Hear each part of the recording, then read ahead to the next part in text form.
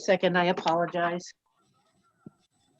And give me just a sec for it to show up on YouTube.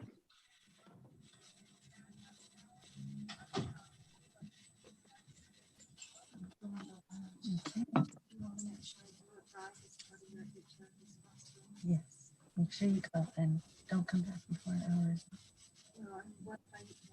I could be drinking. You should be checking on this, right? You should probably go and watch what they're doing. You're allowed to have one. Okay. I don't think so. I don't know.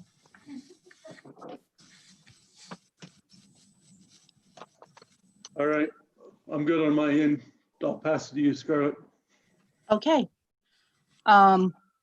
Welcome to Providence City Administrative Land Use Authority meeting. It is Wednesday, December 9th, about 2:30 in the afternoon. This is a Zoom meeting. It's also being broadcast on the Providence City YouTube channel. I'm Scarlett Bankhead. I'll be chairing this meeting. I'm the Administrative Services Director. Rob Stapley is our Public Works Director, and he is a part of the Administrative Land Use Authority. And Max Pierce, our City Engineer, is the third member of our Administrative Land Use Authority. We also have Diane Campbell, who deals with the land use permits. April Fredrickson is a staff member with Providence City, deals with stormwater and zoning, and then our city manager, Ryan Snow. And thanks to Ryan for hosting the Zoom meeting and keeping us all in order. Our first item on the agenda is a conditional use for a request by Visionary Homes for 4 new homes in the Vineyard subdivision. And we're going to look at these as one item. However, in the project, in the packet, each home has its own staff report and its accompanying documentation. After the meeting, when Diane prepares the records of decision, each home will get its own record of decision that you can take forward to the county for building permit purposes. But since they're all identical, except for the addresses, we will just treat them as one item, as long as that's okay with both Rob and Max. That work for both of you gentlemen? Yep, that's fine with me. Okay, so we are going to consider the approval of a request by Visionary Homes for 4 new homes in the approval of a request for a conditional use by Visionary Homes for 4 new homes in the Vineyard subdivision. This is lot 12, which is at 211 East, 520 North, lot 14, 199 East, 520 North, lot 16, 185 East, 520 North, and lot 17, 179 East, 520 North. Jessica, I see that you're on with us. If you want to unmute. Did you receive a copy of the packet and the staff reports? I did. Do you have any questions or concerns about those? No, everything looks pretty normal. Okay. Diane, if you want to just review one of the staff reports for us. Okay.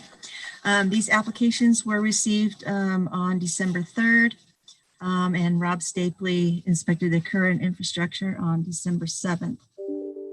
Findings of fact: Utah Code 1098507 allows a municipality to adopt a land use ordinance that includes conditional uses and provisions for conditional uses that require compliance with standards set for in an applicable ordinance. Providence City Code 10.5 states all requests for permits involving a lot, parcel, or site within an area subject to hazard flood, hazard slope, hazard water table, hazard earthquake, primary fault, or hazard wildfire shall be dealt with as a request for conditional use permit under the provisions of section 10.3.5. All applications shall comply with the following regulations before any permit shall be issued. Providence City Code 1035 allows the city to impose reasonable conditions to mitigate the reasonably anticipated detrimental effects of the proposed use on the health, safety, or general welfare of persons residing, working, or conducting business in the vicinity. Conclusions of law. Providence City has adopted land use ordinances that include conditional uses and provisions for conditional uses. This parcel is in, all of these parcels are in a hazard water table area. Providence City has the authority to impose reasonable conditions to mitigate the reasonably anticipated detrimental effects of the proposed use. And the request meets the requirements of the codes listed in the findings of fact with the following conditions. The applicant will continue to meet all relevant federal, state, county, and Providence City rules, laws, codes, and ordinances. The applicant will mitigate hazard water table by, and there should be an attached mitigation letter and as well as window well drain detail. The conditional uses for the residences only as on the date stamped site plans. And the approval by the city of any application submitted or paperwork does not alleviate the owners and or their agents from their responsibility to understand and conform to local, state, and federal laws. Providence City's approval is not intended to and cannot be construed to allow any laws to be violated. Thanks, Diane. Just for the record, on January 9th, 2020, Dallas Nichols, the development manager for Visionary Homes and for the Vineyard Development, sent a letter to me, and it says, excuse me, as we discussed in depth during the entitlement process for the Vineyard subdivision, the water table in certain areas of this development are relatively shallow, which qualifies the property as a hazard area for Providence City ordinance. The geotechnical report provided by ACASH Corp on June 12, 2019 addresses the high water table and indicates that a land drain would be an acceptable mitigation strategy that would allow the construction of homes with basements. Based on this recommendation, a land drain has been installed as part of the subdivision improvements. Each single family residence in this development that is planned to have a basement will install a footing drain that connects to the provided land drain. A detail of the footing drain will be submitted to the city as part of each building permit application. And so those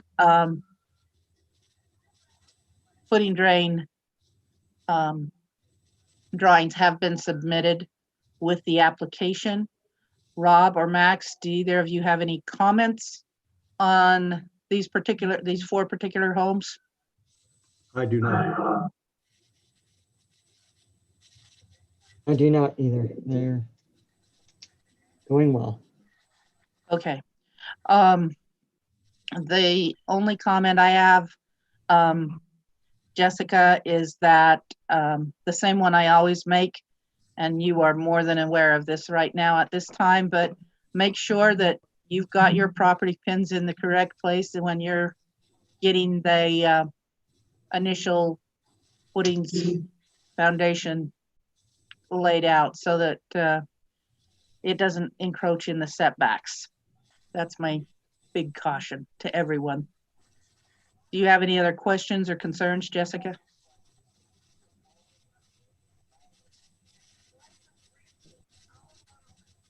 Did we lose you, Jessica?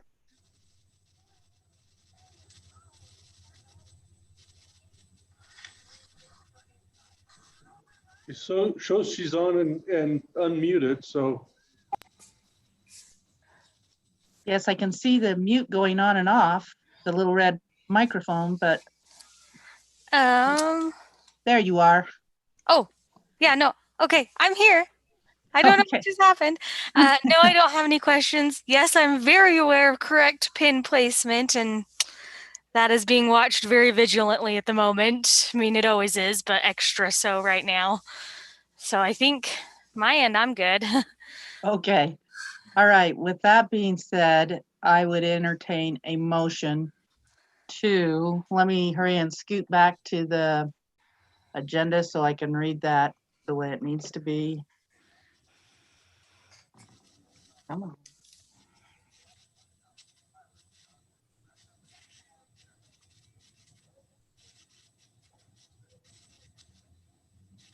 Okay, I would entertain a motion to grant the conditional use requested by Visionary Homes for 4 new homes in the Vineyard subdivision, on the following lots and addresses. Lot 12, 211 East, 520 North. Lot 14, 199 East, 520 North. Lot 16, 185 East, 520 North.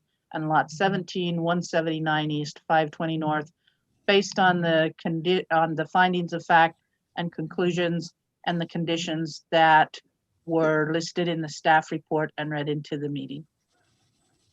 I'll make that motion. I'll second it. Motion by Max Pierce, second by Rob Stapley. All approved?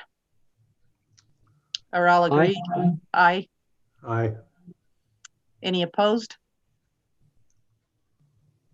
Okay, the motion carries. Thanks, Jessica. You have a good afternoon. Thanks, guys. Thank you. Okay, it looks like we have the Siemens up next. Our second item is Providence City Administrative Land Use Authority will consider for approval a request for a conditional use by Aaron Bickers and S&S Enterprises for a new home located at 65 North Sherwood Drive in Providence.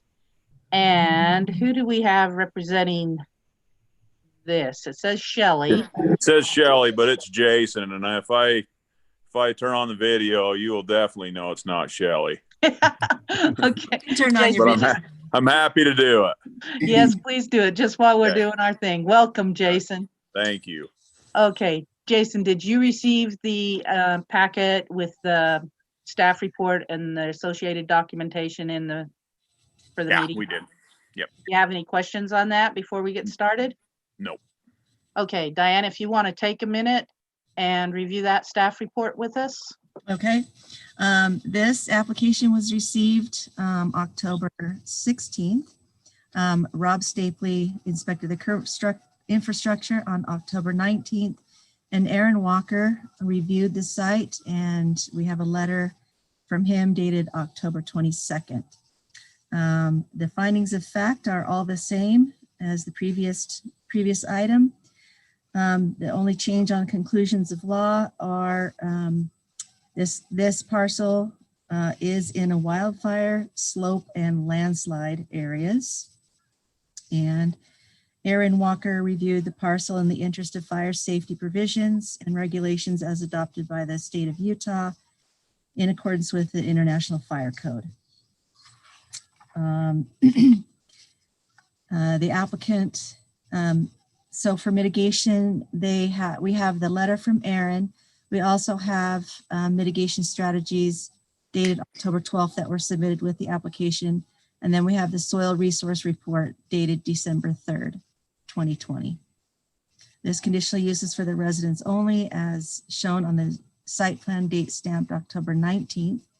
And approval by the city of any application submitted or paperwork does not alleviate the owners and or their agents from their responsibility to understand and conform to local, state, and federal laws.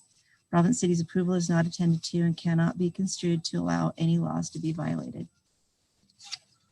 Thanks, Diane. Okay, the October 12th proposed mitigation strategies was submitted by Shelley Siemens. It says, considering the gentle slopes, grade, and size of the home on the lot located at 65 North Sherwood Drive, the proposed home size in the proposed home size in ratio to the lot size with full basement and minimal side yard setbacks will be a sufficient mitigation strategy for the landslide. To satisfy mitigation strategies for wildfire hazard, we will be in contact with the fire marshal and comply with any fire safety measures needed to be implemented. And the fire marshal reviewed this, and he says the access is adequate from Sherwood Drive. When it comes to the hydrant locations and number of hydrants, there are at least 3 hydrants within 600 feet of all buildable areas of the building lot. The fire water flow, he goes through Its calculated area shall be the total floor area of all floor levels within the exterior walls and under the horizontal projections of the roof building. This was confirmed in a phone call with Shelley. The building appears to be approximately 4,175 square feet. And according to their tables, it would require 1,750 GPM at 20 PSI. Fire hydrant 483 located across the street contains a water flow of approximately 1,650 GPM at 20 PSI, and fire hydrant 366 located near the intersection of Eagle View Drive and Sherwood Drive is within 600 feet of the home and has a reported fire flow of approximately 2,350 GPM at 20 PSI. So hydrant 366 would easily provide the remainder of the fire flow requirements. Aaron also discusses the wildland fire area with the ignition resistant construction. They're using a Class A roof covering of asphalt shingles. They are closing all combustible underfloor decks and eaves with soffits, and that was confirmed in a phone call with Shelley. They will install no smaller than 1/8-inch mesh screens on all openings per the building code. He also reiterates the items out of Providence City Code 10.5 for hazard wildfire areas. I won't go over the roof or the construction or the vents, but there's two other items that it does talk about. Inspect your property regularly, clearing dead wood and dense vegetation from at least 30 feet around your whole house. Rake piles of leaves and twigs. If on a hill, more space will be needed to protect your home. A fuel break should be maintained around all structures, and move firewood away from the house or attachments like fences or decks. Jason, do you have any comments or anything on any of that? Are you in agreements with all of that? Yes. Okay. And then the final thing, we received a letter dated December 3rd from Scott Archibald at Sunrise Engineering. And they did a site visit. And according to the attached report, the report that was attached to this letter, the native soils on the subject parcel are known as SWD, sterling gravelly loam, with 10 to 20% slopes. The soil type has the following characteristics. A111, 0 to 9 inches gravelly loam, A12 to 0.16 inches of very gravelly loam, and C1CA, 16 to 27 inches of extremely gravelly sandy loam. C2, 27 to 60 inches, extremely gravelly sandy, or extremely gravelly, loamy sand. Too many Y's in that one. Based on the native soil characteristics, based on the native soil characteristics, the native ground is stable and is not anticipated to have stability issues. Max, do you accept that report? Do you think it's conclusive? Yeah, I didn't see anything in there that was a problem. Okay. Rob and Max, is there anything that you would like to add on this? Nothing. No, other than, so the houses on each adjacent side of this, put up large retaining walls on the back lot line. Are you adding to those? Are you doing your own thing to kind of have uniformity across that steep slope in the backyard? We haven't decided anything yet as far as retaining walls go. Honestly, our plan doesn't include retaining walls. So I think that we're just going to rely on just gradual slope and as best we could going through there.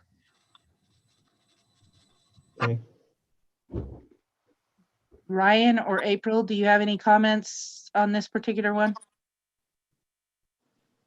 I don't. I don't. Okay.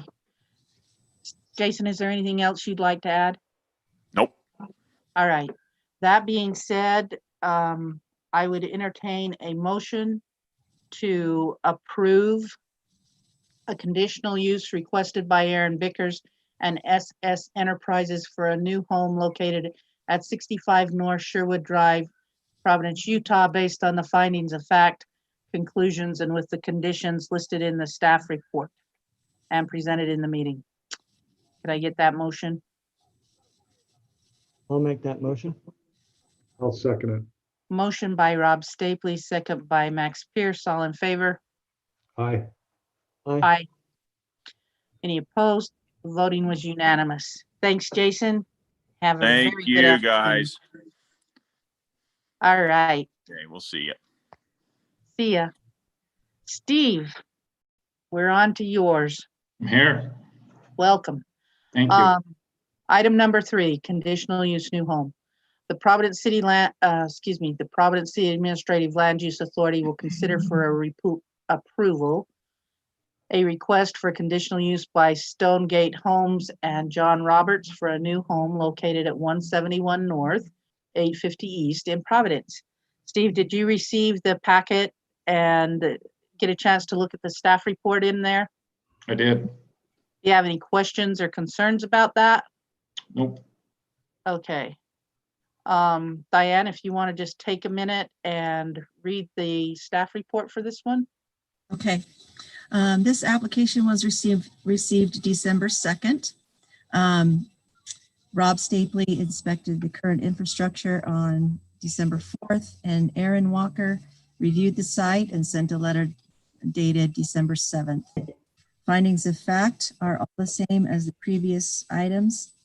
The conclusions of law, number 2, the Cache County GIS parcel summary indicates this parcel is in a hazard wildfire area. And Aaron Walker, the deputy fire marshal, reviewed the parcel in the interest of the fire safety provisions and regulations as adopted by the state of Utah in accordance with International Fire Code. Conditions. The applicant will continue to meet all relevant federal, state, county, and Providence City rules, laws, codes, and ordinances. And the applicant will mitigate hazard areas by, they have the letter from Aaron dated December 7th, and they also submitted mitigation strategies, a form mitigation strategies letter submitted with the application dated December 2nd. This is for the residents only as shown on the site plan, date stamped December 2nd. And the approval by the city of any application submitted or paperwork does not alleviate the owners and or their agents from their responsibility to understand and conform to local, state, and federal laws. Providence City's approval is not intended to and cannot be construed to allow any laws to be violated. Thanks, Diane. Max, Rob, any comments you want to make on this? I guess just the fact that the fire flows are really borderline there. And that's indicated in Aaron's letter. I don't know. I just wanted to get Rob's feeling on, Aaron talks about his experience in that area would produce approximately 1,250 gallons per minute. Would you concur with that, Rob, based on your flows you've done? Yes, we've done a lot of flows in the area, and I would say that's a pretty good number at this time. I've seen some different numbers, but they've all been fairly similar, within 100 gallons a minute or whatnot. On those other tandem fire flows, there's definitely concern because, like you said, it's borderline, and whenever you start getting borderline, there's concerns.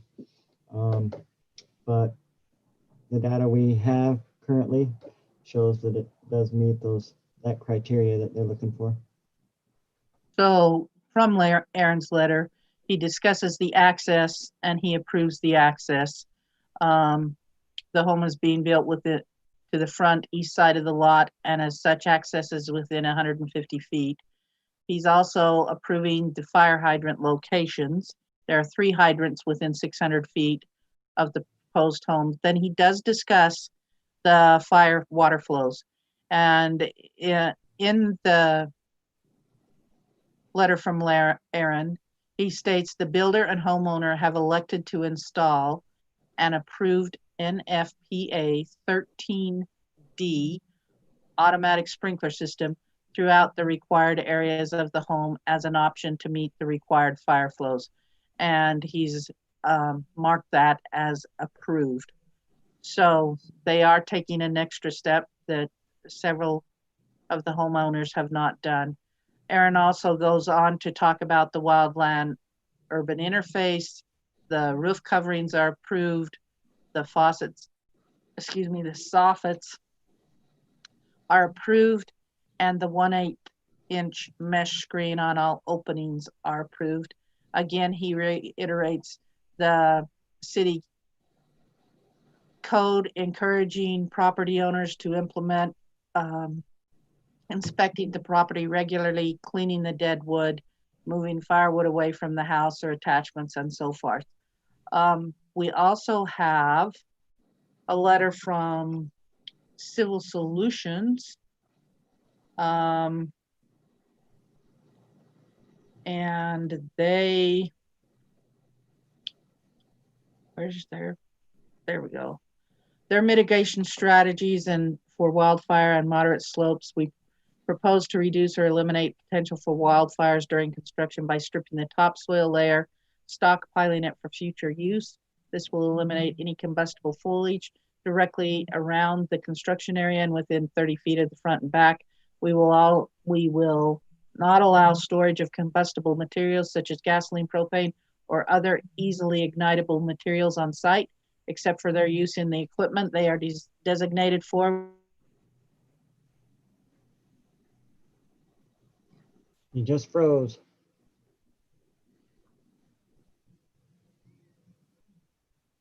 Did someone want to make a comment? Okay.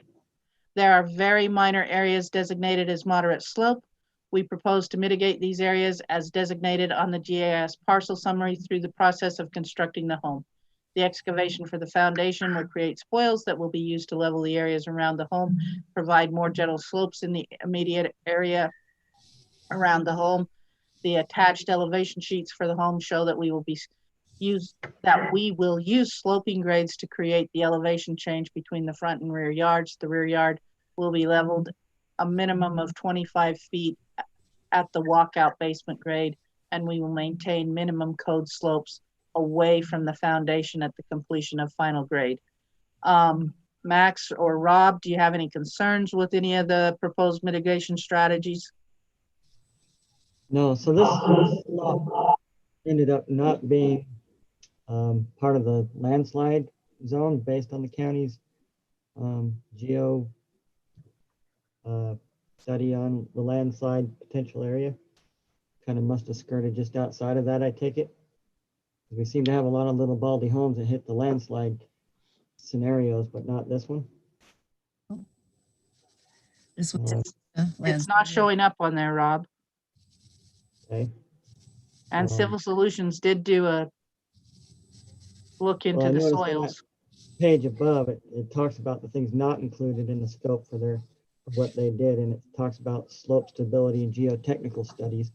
And so when you start putting the homes out there on fill, you know, I don't know to what degree the building code requires them to get those geotech studies done for their foundations, but that's why I was just curious, because it talks about not having the slope stability and geotechnical study for this conditional use. And that's why I was just curious about that landslide area, because it seemed like it encompassed a huge part of Little Baldy on previous land use meetings.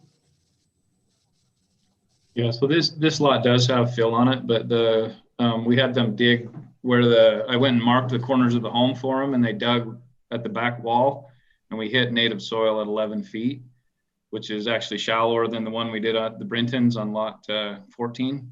And so as far as construction technique, will be on there. On the Brintons, Paul from the county required me to have a geotech report done anyway. That's why we did one anyway. So we'll follow those recommendations as well.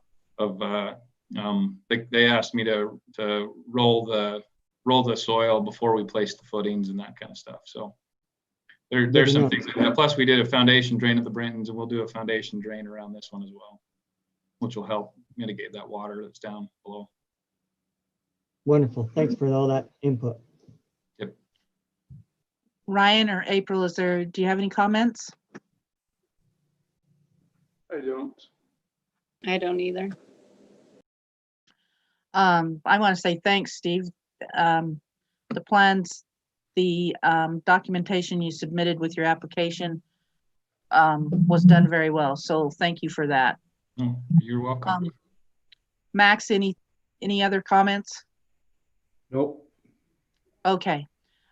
Just really quick before I call for a motion, just a reminder, make sure that your property corners are well marked so that when you dig your foundation, for your foundation, it's in the proper place, because we do have to hold to that, and it can be a real expensive fix. So please make sure to double check everything on setbacks when you're putting it in. I did have just a question just to make sure that when looking at this driveway access, there's sufficient distance between the two driveways, correct? Are you asking me? I don't know what your guys' code is for driveway access, is distance between. And they're 15 feet, and he's got more than that for sure. Yeah, we got plenty if that's it. Okay. All right. With that being said,